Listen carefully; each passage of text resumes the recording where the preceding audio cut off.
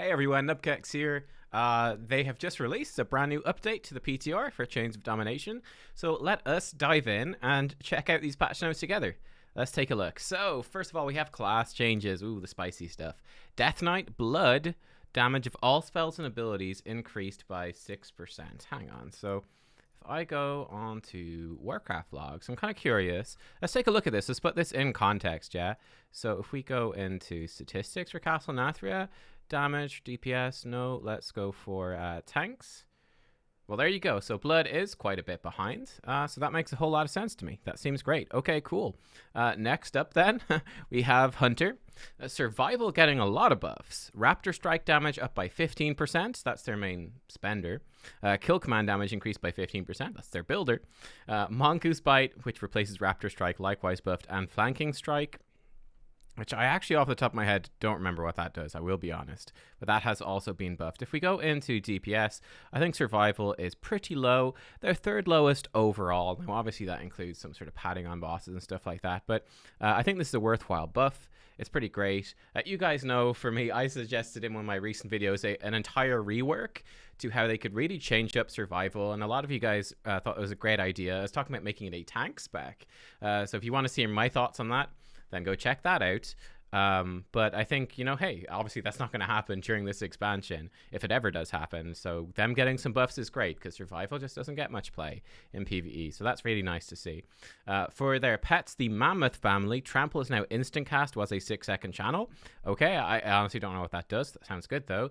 For the Pterodax family, family, new ability, Updraft. Your pet beats its powerful wings, slowing the fall speed of both itself and the hunter for 30 seconds. Awesome, that's great.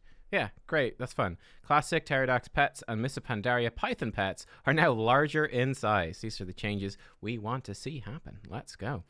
For priests, hello. Clear Mind Conduit effectiveness reduced by 25%. I believe, this one reduces the mana cost of Dispel, Mass Dispel. Does it do Leap of Faith? I can't remember. I don't know if that was a big deal, but I guess that's fair. Sure, why not? For Shadow Priest then, obviously I play Shadow. Shadow Word Pain damage increased by 25. Okay, this is Affliction Warlock treatment. Vamp Touch damage increased by 25, but Devouring Plague damage reduced by 18%. Then we also have Shadow Flame Prism, Shadow Flame Rift damage reduced by 16%. Talbot Stratagem Mind Blast damage increase reduced by 8%. Okay, well, I need to see what the actual numbers on these. I actually think these are good changes overall. First of all, Shadow Word Pain, Vamp Touch, and Devouring Plague. I think this is fair. Devouring Plague, we'll see exactly where we end up now on the Sims. So in theory, Shadow Priest should, in theory, be a very, very good single target spec, because its AoE damage is crap, right? So it makes sense that they're good in single target. I do think it's fair that they were a little bit too good at the moment, no question. So this sort of nerf is warranted, just like they did with Affliction Warlock. And I actually like this change. Make just their general dots do more damage, which ups their cleave damage and ups their AoE damage, which is terrible. So it's this good, it balances it out a bit. And then reduce Devouring Plague, which is that more single target focus. So that makes sense. Shadow Flame Prism is, to be fair, it's a bit too good as well right now in sort of single target and cleave. It probably should not be the best single target legendary, because the Shadow Flame Rift damage, it hits 5 targets. Whenever you do Mind Blast or a Shadow Word Death, it does 5 target AoE. But that's the best single target thing right now, which is a little bit silly. So I think this is fair. In theory, Talbot Stratagem should be better in single target. I guess we'll see. I think it is fair that they've nerfed them a bit.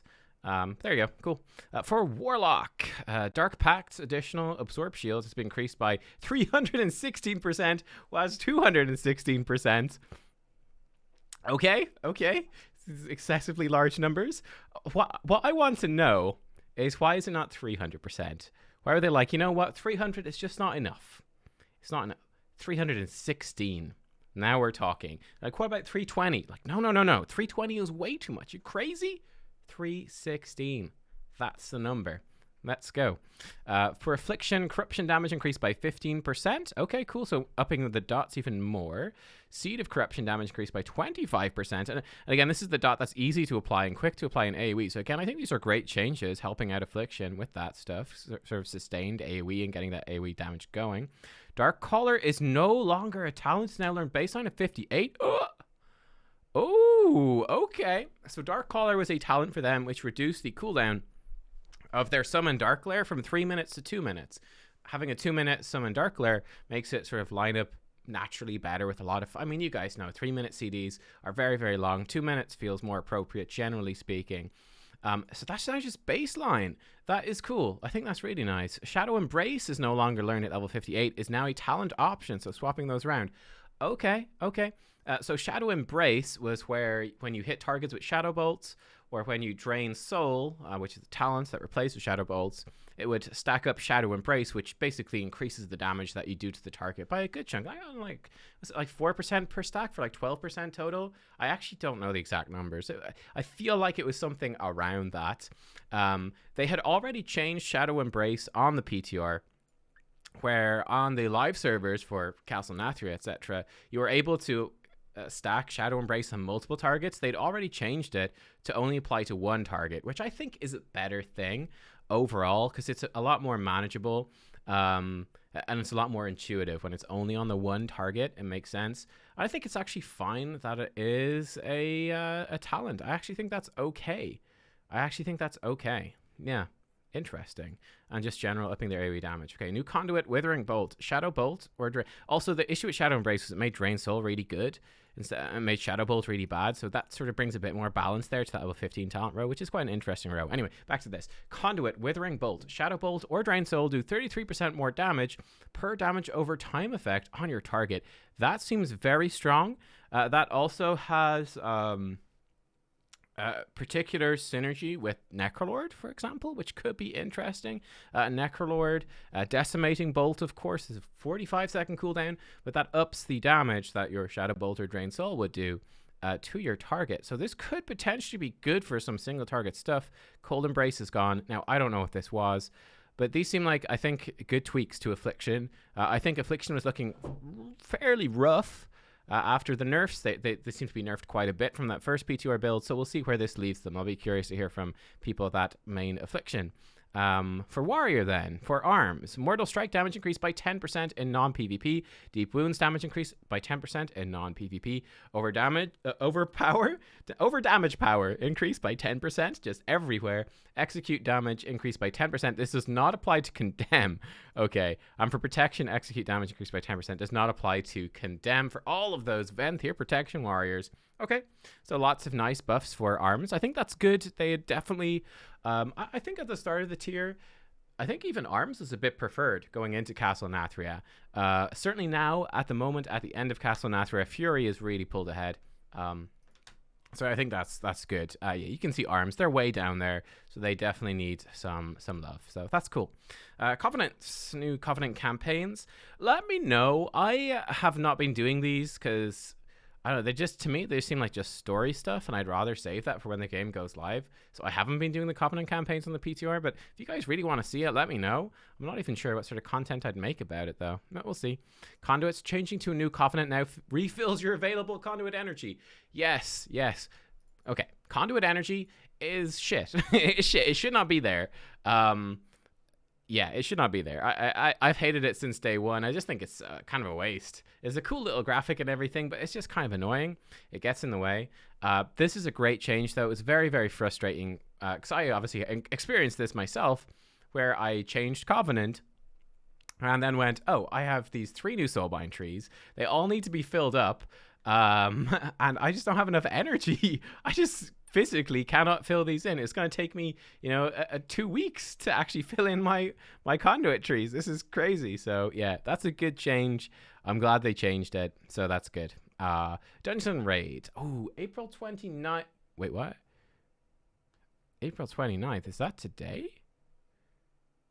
Wait, what? Have I missed this? Uh-oh. I need to go check that right away. I'm going to check that right now. Is there raid testing today? It's the 29th. This like last minute announcement here? What's the deal? Yo, I don't want to miss stuff. I don't feel like they announced it. Let's check it out. Maybe they did. I don't see anything announced there. Let's go to Test Realm. No, I don't want to miss raid testing. Maybe this is tomorrow?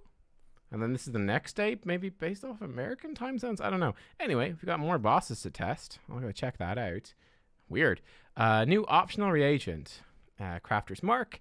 Okay, Crafter's Mark of the chained isles. Set the craft equipment level to 230. Okay, so you can make 230 item level gear. How does that compare to the raid? Let's find out. Enchanting, Animatide Leash. Okay, something for combat pets. Coloration powders. Transmute stone to ores. Vantis Rune for Sanctum. Okay, Porous Stone Statue. Shaded Stone Statue. They sound like trinkets. We'll see, though. Shrouded Hand Towel. I don't know. Maybe these are like toys or something. Bone meal bread, porous rock candy twilight tea for cooking, and some leatherworking pet treats and bone. These sound like, you know what? These sound like they're just little fun things for professions. And I'm glad that there is at least something. Oribus. Is there anyone here? Is there raid testing? We shall see. I'd imagine it would start soon if it was on.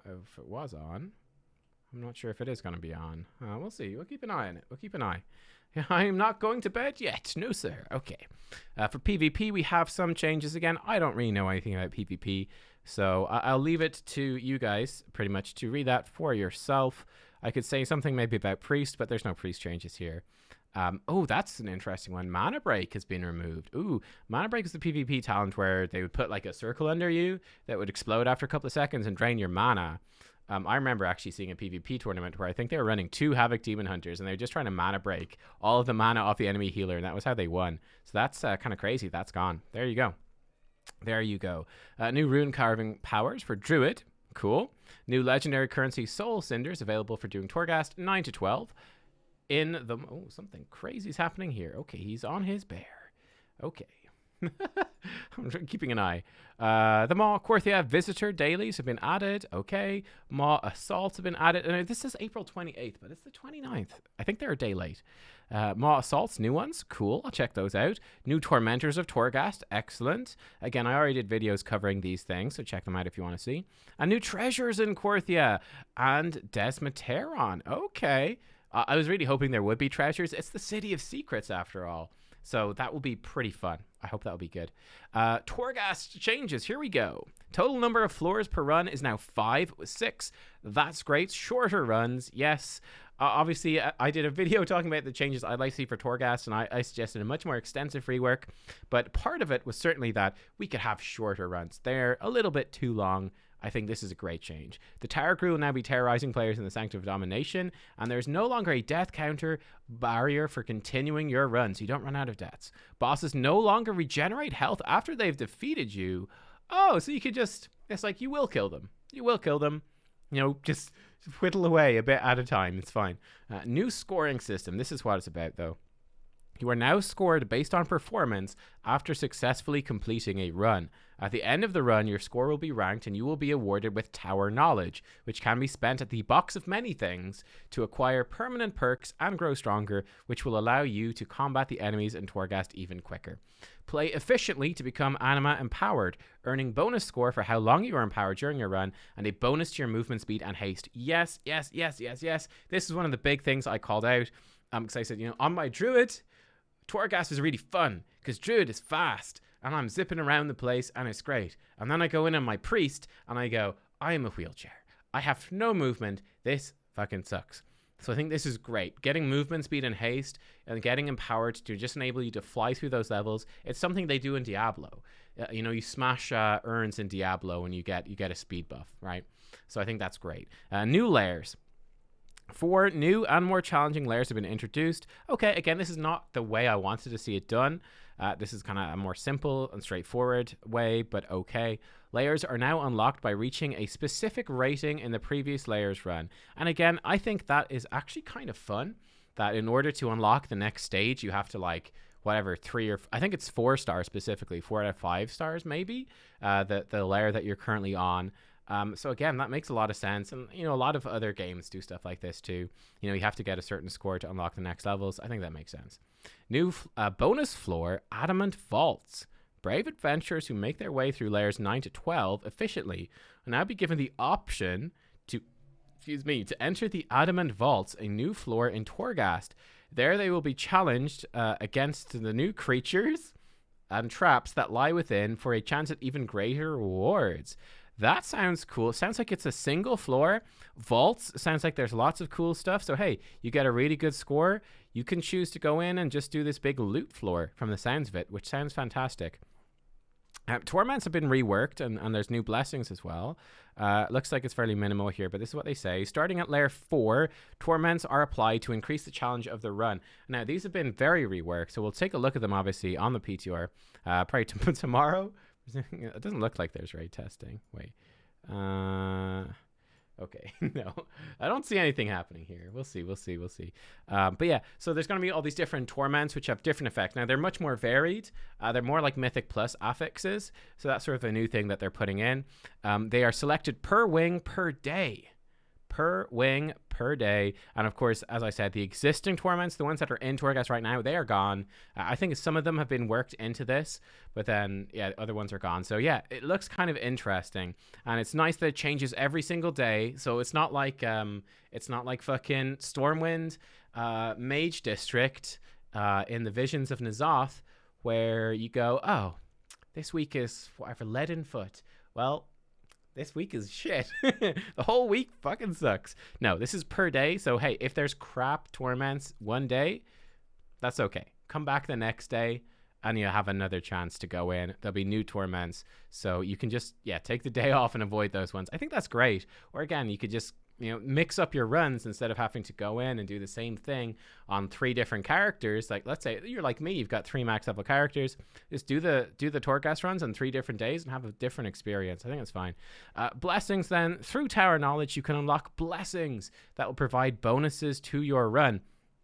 Like Torments, blessings are selected per wing per day. So these are positive affixes, and this I'm very excited about. This is something I've wanted for Mythic Plus as well for a long time. Like, just perks, good affixes that change up how you play.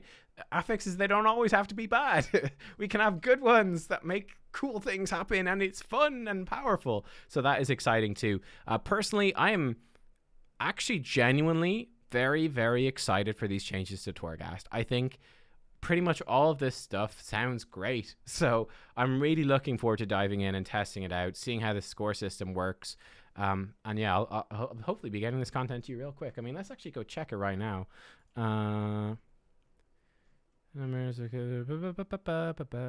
New trinkets from the raid. Let's take a look here. Apparently there's new trinkets from the raid. Loot. Where are trinkets at the bottom? I feel like they are.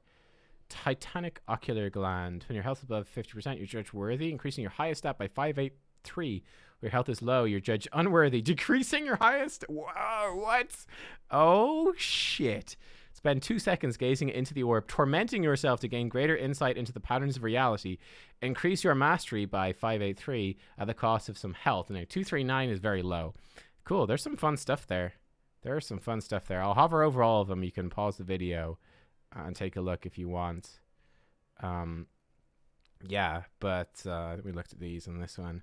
Learn the weakness of your targeted enemy. High chance. Your damaging abilities have a very hitch chance to deal 0 additional shadow damage to your studied foe. That's pretty OP, man. I don't know how will they balance that. Oh man. Okay. Let's see if Torghast is open. But yeah, I think that's basically it, guys. I think that's basically it. And I don't think there's raid testing tonight, as far as I can tell. I will keep an eye on it, though. I will absolutely keep an eye on it. I think that they were one day... It looks to me like they were one day late. It looks to me like they were one day late. Oh, we got Wrath the Jailer, Tormentors of Torghast. Oh, they're both on. Okay. Guarantee. Okay. Hunt is still on. We have a Kyrian Assault. That was the one that was there last time. Is Torghast open? Maybe. Maybe. And this area over here, it's not properly in the map, though. This is the Desmateron, which is a really cool area where, like, Helia's hanging out. It looks awesome. And the new raid is, and it sounds like that's one of the places they're adding those treasures. So Torghast, is she open? I think she might be. I think she might be. She might be working, ladies and gents. Yeah, cool. Guys, thanks for watching. I'll catch you next time. Hype? Get hyped? See you then. Bye-bye.